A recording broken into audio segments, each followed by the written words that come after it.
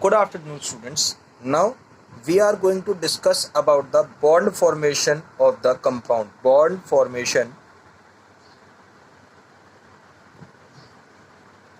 ठीक है, कोई भी हमारे पास कंपाउंड बनता है, कोई भी XYZ, अगर मैं कार्बन का छोटे से छोटा कंपाउंड ले लूँ, चाहे दुनिया का बड़े से बड़ा कंपाउंड ले लूँ, अगर हमारे पास कोई भी कंपाउंड बन रहा है तो वो कंपाउंड क्यों बनता है? क्योंकि उसके अंदर जितने भी एलिमेंट टेक पार्ट करते हैं किसी भी केमिकल रिएक्शन के दौरान, वो सारे के सारे केमिकल्स, जितने भी केमिकल एलिमेंट्स होते हैं वो सारे के सारे एलिमेंट्स कंबाइन होते हैं एंड उन कॉम्बिनेशन के दौरान लगने वाली फोर्स ऑफ अट्रैक्शंस क्या करती हैं? एक बॉन्ड को फॉर्म करती हैं। ठीक है ना, तो हम लोग यहाँ पर उसी बॉन्ड की फॉर्मेशन के बारे में हम लोग यहाँ पर पढ़ने वाले हैं। तो अगर मैं बात करूँ, जैसे कि मैंने अपनी वीडियो के पहले प्रीवियस सेक्शन में मैंने बताया कि कोई भी कंपाउंड बनता है तो वो दो टाइप के बॉन्ड्स बनाता है ऑर्गेनिक केमिस्ट्री में, that is known as the sigma bond and the pi bond. ठीक है, अगर मैं बात करूं बॉन्ड बनने की, तो क्या कोई भी बॉन्ड ऐसे अपने आप बन जाता है? नहीं, कोई भी बॉन्ड बनने के लिए, ठीक है, वो एक पूरी मैकेनिज्म होती है। कोई भी कंपाउंड किस तरह से किसी केमिकल कंपाउंड के साथ रीच करता है, रीच करने के बाद उन दोनों के बीच में किस तरह से इलेक्ट्रॉन ट्रांसफॉर्मेशन होती है, किस तरह से उन दोनों के बीच में exchange of force of attractions किस तरह से दोनों एक्सर्ट करते हैं, किस तरह से दोनों के बीच में म्यूचुअल शेयरिंग ऑफ इलेक्ट्रॉन्स होती हैं, that all whole portion will consider as the mechanism of the formation of the compounds. मतलब कोई भी कंपाउंड अगर बनता है तो वो कंपाउंड ऐसा नहीं है कि डायरेक्टली एक एलिमेंट दूसरे एलिमेंट के पास रीच किया और वो पूरी तरह से बन गया, ऐसा कभी नहीं होता। कोई भी कंपाउंड अगर किसी कंपाउंड के पास रीच करता है तो सबसे पहले जो उसकी रीच होगी, कोई भी कंपाउंड, लाइक फॉर एग्जाम्पल अगर मैं बात करूं कार्बन है और अगर ये हाइड्रोजन के साथ रिएक्शन हो रहा है तो कार्बन डायरेक्टली हाइड्रोजन के साथ रिएक्शन नहीं करेगा। पहले कार्बन जो होता है वो हाइड्रोजन के साथ इंटरमीडिएट बनाएगा। इंटरमीडिएट मतलब इसके साथ थोड़ा सा, जैसे हम लोग अगर एग्जांपल लेके बात करें, इसको प्रैक्टिकली एग्जांपल लेके अगर हम लोग कंसीडर करें तो हम लोग इसको ऐसे समझ सकते हैं कि मैंने एक बिजनेस स्टार्ट किया। एक बिजनेस जब मैंने स्टार्ट किया तो उसके अंदर जब कोई भी कंपनी आती है तो कंपनी पहले देखती है कि उस कंपनी के साथ जिस कंपनी में वो अपना इन्वेस्टमेंट करने जा रही है वो कंपनी पहले से प्रॉफिट में है या घाटे में है। अगर वो उसके साथ जुड़ती है तो जुड़ने के बाद उसको प्रॉफिट होगा वहां से या नुकसान होगा। अगर वो कंपाउंड उस ऐसे ही सेम चीजें कंपाउंड के साथ होती हैं। कंपाउंड देखता है स्टेबिलिटी, जो कंपाउंड इसके साथ जुड़ने वाला होता है वो क्या करता है, वो देखता है कि क्या मैं इसके साथ जुड़कर और स्टेबल बन सकता हूं। अगर मैं इसके साथ जुड़कर और स्टेबल बन जाऊंगा तो मैं इसके साथ परमानेंट रहूंगा, अदरवाइज मैं इसके साथ परमानेंटली नहीं रहूंगा। तो एक ट्रायल बेसिस पर ये कंपाउंड से करते हैं, पहले एक दूसरे के साथ थोड़ी देर के लिए एक ट्रायल बेसिस पर एक दूसरे के साथ जुड़ते हैं, जिसको हम लोग बोलते हैं फॉर्मेशन ऑफ द इंटरमीडिएट। तो कार्बन और हाइड्रोजन जो है वो सबसे पहले क्या करेंगे, एक दूसरे से अप्रोच करेंगे और अप्रोच करने के बाद दोनों के बीच में क्या बनेगा, एक वैन-डर-वाल्स फोर्स ऑफ अट्रैक्शन से दोनों का कॉम्बिनेशन होता है और जिसकी वजह से it will results mutual attraction की वजह से दोनों के बीच में क्या बन के आता है, एक इंटरमीडिएट बन के आता है। क्या बन के आता है, जिसको हम लोग बोलते हैं इंटरमीडिएट। इंटरमीडिएट का मतलब होता है कि इनिशियल स्टेट जिसमें ना तो अभी पूरी तरह से कंपाउंड बना है ना ही कंपाउंड पूरी तरह से अलग हुआ है। मतलब एक तरह से हम लोग कह सकते हैं एक डेमो बेसिस पर। अब अगर इसको ये डेमो अच्छा लगा तो कोई भी कंपनी क्या करती है, फिर अपने शेयर्स को उसमें इन्वेस्ट करनी शुरू कर देती है। सिमिलरली यहाँ पर जो हाइड्रोजन है और कार्बन है, इनके जो शेयर्स होते हैं that is just it's electrons. अगर इन दोनों को एक दूसरे का काम समझ में आता है तो जो हाइड्रोजन होता है, जो लेस इलेक्ट्रोनेगेटिव एलिमेंट होता है, वो मोर इलेक्ट्रोनेगेटिव एलिमेंट की तरफ अपने इलेक्ट्रॉन्स, यानी कि जो भी इनके हम लोग कह सकते हैं जो भी इनके इलेक्ट्रॉन्स होते हैं, या हम लोग कह सकते हैं इनका जो इन्वेस्टमेंट्स है या इनकी जो शेयर्स है, they will start to invest towards the carbon atom. ठीक है ना, जब ये दोनों इन्वेस्ट हो जाते हैं तब दोनों के इन्वेस्टमेंट होने के बाद एक पर्टिकुलर बॉन्ड जाकर बनता है। ठीक है ना, तो कोई भी अगर बॉन्ड बनता है तो सबसे पहले बॉन्ड की जो मैकेनिज्म होगी वो सबसे पहले क्या होता है, एक पार्शियल अप्रोच होने की वजह से दोनों के बीच में बनता है इंटरमीडिएट। और जब इंटरमीडिएट बनने के बाद जब दोनों कंपाउंड्स आपस में सेटिस्फाई होते हैं, they will gives us a particular type of product. ठीक है, कोई भी अगर हमारे पास प्रोडक्ट बन रहा है तो कभी भी कोई भी रिएक्शन जो होती है वो डायरेक्टली प्रोडक्ट फॉर्म नहीं करती है। किसी भी केमिकल रिएजेंट है, अगर कोई भी केमिकल रिएजेंट की मैकेनिज्म, इसी को बोलते हैं हम लोग मैकेनिज्म ऑफ द कंपाउंड, जिसमें कि कंपाउंड पहले ट्रायल बेसिस पर आकर देखता है। अगर उसको वो ट्रायल बेसिस अच्छा लगता है देन उसके बाद फिर वो उसको फर्दर कंटिन्यू करना शुरू कर देता है। ठीक है, that is known as the bond formation ability, ठीक है ना। अब अगर मैं बात करूं बॉन्ड्स किस तरह से बनते हैं, जब कोई भी कंपाउंड बॉन्ड बनाना शुरू कर देता है तो बॉन्ड बनाने के बाद वो एक कंपाउंड को पर्टिकुलर फॉर्मूला प्रोवाइड कराता है। जैसे कि अगर मैं बात करूं एक कार्बन है, अगर अगर कार्बन और हाइड्रोजन की बॉन्डिंग अच्छी होती है तो ये हाइड्रोजन क्या करेगा, अपने साथ 3 और कंपाउंड को लेकर आएगा। तो मैं यहाँ पे ये भी तो कह सकता हूँ एक कार्बन ने 4 हाइड्रोजन के साथ कंबाइन किया और मेरे पास एक CH4 मॉलिक्यूल बना दिया। तो यहाँ पर जो CH4 है ये क्या हो गया, this is known as a general formula for a compound, ठीक है ना, general formula for any compound.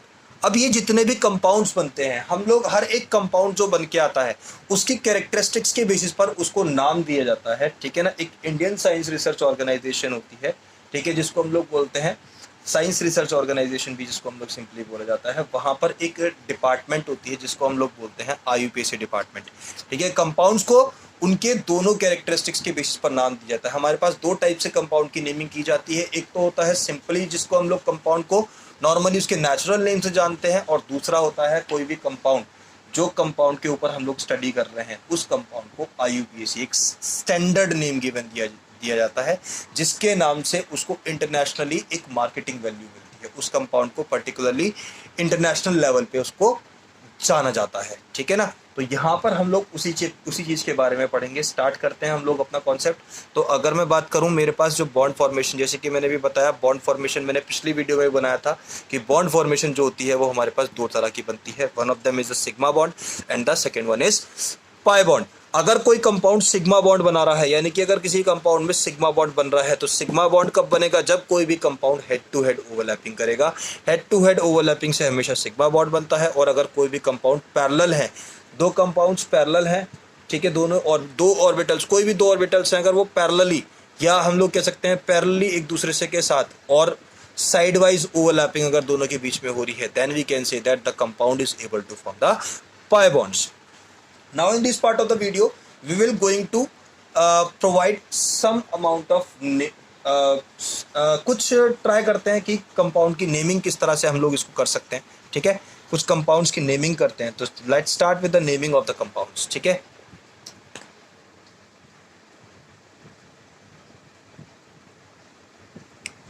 Naming of organic compounds. तो अगर मैं इनकी नेमिंग्स की बात करूं, नेमिंग हम लोग किस तरह से करते हैं, हम लोगों ने 10th क्लास में पढ़ा था। नेमिंग के हमारे पास बहुत सारे रूल्स होते हैं। नेमिंग्स हम लोग बात करें, नेमिंग करने के लिए हम लोग जितने भी कार्बन्स होते हैं, कार्बन कंपाउंड्स को हम लोग अलग अलग कैटेगरीज में, ऑर्गेनिक कंपाउंड्स होते हैं, नेमिंग करने के लिए हम लोग उसको on the basis of their functional group we will just divide it. Functional group क्या होते हैं, फंक्शनल ग्रुप वो कंपाउंड्स होते हैं जो कि पूरी की पूरी कार्बन चेन के बिहेवियर को डिसाइड करते हैं कि पूरी की पूरी कार्बन चेन किस तरह से बिहेव करने वाली है। That is known as, that particular part is known as its functional group, ठीक है। कोई भी कंपाउंड जो होती है उसका पूरे के पूरे कार्बन चेन का जो बिहेवियर होता है वो उसके फंक्शनल ग्रुप के इर्द गिर्द घूमता है। मतलब जिस हिसाब से उसके फंक्शनल ग्रुप का बिहेवियर होगा उसी के अकॉर्डिंग क्या होगा, कंपाउंड का बिहेवियर हम लोग डिटेक्ट कर पाएंगे, ठीक है ना। तो अगर हम बात करें ऑर्गेनिक कंपाउंड्स को, तो ऑर्गेनिक कंपाउंड्स का हम लोग क्लासिफिकेशन शुरू करते हैं। तो क्लासिफिकेशन जो हमारे पास सबसे पहला आता है, सबसे पहला क्लासिफिकेशन हमारे पास आता है इसका हाइड्रोकार्बन्स। हाइड्रोकार्बन्स की अगर हम बात करें, हम लोगों ने पहले भी पढ़ा था, 10th क्लास में भी हम लोग इसके बारे में पढ़ चुके हैं। हाइड्रोकार्बन्स क्या होते हैं, हाइड्रोकार्बन्स होते हैं the compounds made up of hydrogen and carbon only, जिसके अंदर हम लोग केवल हाइड्रोजन और कार्बन के बारे में ही पढ़ते हैं। उन कंपाउंड्स को हम लोग नाम देते हैं क्या, हाइड्रोकार्बन्स, ठीक है। तो अगर मैं हाइड्रोकार्बन्स की स्टडी के बारे में बात करूं तो हाइड्रोकार्बन्स हम लोग किस तरह से करते हैं, हाइड्रोकार्बन्स की नेमिंग। पहली चीज अगर मैं बताऊं, हम लोग किसी भी कंपाउंड की नेमिंग कर रहे हैं, चाहे वो हाइड्रोकार्बन है, चाहे वो अल्कोहल है, चाहे वो कीटोन है, चाहे वो कोई और फंक्शनल ग्रुप है, इसकी जो नेमिंग होती है वो नेमिंग हम लोग करते हैं इसको 3 फॉर्म में, ठीक है। 3 टाइप की नेमिंग करती है। एक तो होती है हम लोग सिंपल नेमिंग, जो हम लोगों ने 10th क्लास में ही पढ़ा था, जिसको हम लोग बोलते हैं सिंपल ऑर्गेनिक नेमिंग, ठीक है। Second is bond line naming.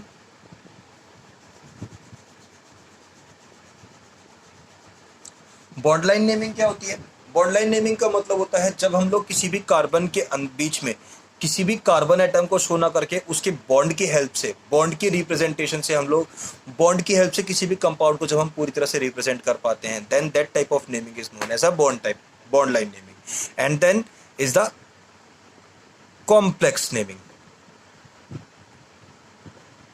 Complex naming क्या होती है? कॉम्प्लेक्स नेमिंग, अगर हम सिंपल नेमिंग की बात करें तो हम लोग कंपाउंड को बिल्कुल खोल के लिखते हैं, ठीक है। बट कॉम्प्लेक्स नेमिंग में हमें कंपाउंड का केवल मॉलिक्यूलर फॉर्मूला गिवन होता है, मॉलिक्यूलर फॉर्मूले से हमें उसको चेन बनानी होती है, एंड चेन के बाद हम लोगों को कंपाउंड को उसको नेम प्रोवाइड करना होता है। That is the most one of the most difficult type of namings we have studied, ठीक है।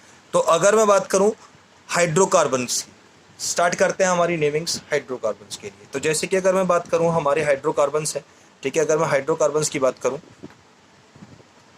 तो हम लोगों ने पढ़ा था 10th क्लास में, हाइड्रोकार्बन्स जो होते हैं इसको भी हम लोग दो कैटेगरी में डिवाइड कर देते हैं। कौन कौन सी? दो में तीन, हम लोग इसको तीन कैटेगरी में डिवाइड करते हैं। एक सैचुरेटेड,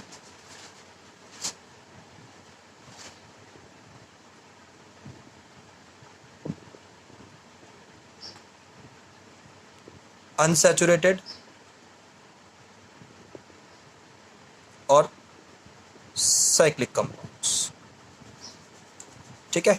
हर टाइप की कंपाउंड की नेमिंग के लिए हर टाइप का अलग अलग टाइप का रूल्स होते हैं, ठीक है ना। तो अगर मैं सैचुरेटेड कंपाउंड्स की बात करूं, हम लोगों ने 10th क्लास में पढ़ा था सैचुरेटेड कंपाउंड्स वो होते हैं the carbon compounds containing only a sigma bond, जिनके अंदर केवल सिग्मा बॉन्ड की अवेलेबिलिटी होती है, यानी कि केवल सिग्मा बॉन्ड जिनके अंदर प्रेजेंट होते हैं उनको हम लोग बोलते हैं सैचुरेटेड कंपाउंड्स। वो कंपाउंड्स जिनके अंदर डबल बॉन्ड प्रेजेंट होते हैं they are called the unsaturated compounds. और वो कंपाउंड्स जो कि साइक्लिक कंपाउंड फॉर्म करते हैं, साइक्लिक मतलब जो कंपाउंड्स एक क्लोज चेन कंपाउंड्स फॉर्म करते हैं, that is called the cyclic compounds. अगर मैं सैचुरेटेड कंपाउंड्स की बात करूं, सैचुरेटेड कंपाउंड्स में बेसिकली आते हैं एल्केन्स, जिसका जनरल फॉर्मूला हम लोगों ने 10th क्लास में पढ़ा था, दैट इज CnH2n+2। मींस जितने कार्बन एटम्स होते हैं उसके डबल से दो ज्यादा कार्बन एटम्स जिसके अंदर प्रेजेंट होते हैं, that all compounds is consider as a saturated compounds. अगर मैं अनसैचुरेटेड कंपाउंड्स की बात करूं तो इसको भी हम लोग दो कैटेगरी में डिवाइड कर देते हैं। कौन कौन से? One of them is alkenes and the other one is alkynes. Alkenes जो होते हैं they follows the general formula of CnH2n and the alkynes follow the general formula of CnH2n-2, ठीक है। These two types of compounds are formed. That is, one of them is a saturated compound and the other one is unsaturated compound. Saturated compounds को हम लोगों ने दो category में फिर से डिवाइड किया, that is alkenes and alkynes. जो alkenes है उसका जनरल फॉर्मूला होता है CnH2n और जो alkynes होता है उनका जनरल फॉर्मूला होता है CnH2n-2. This is the all basic information about the namings. In the next part, we will start how to give a particular name for a particular compound. ठीक है, till then, goodbye.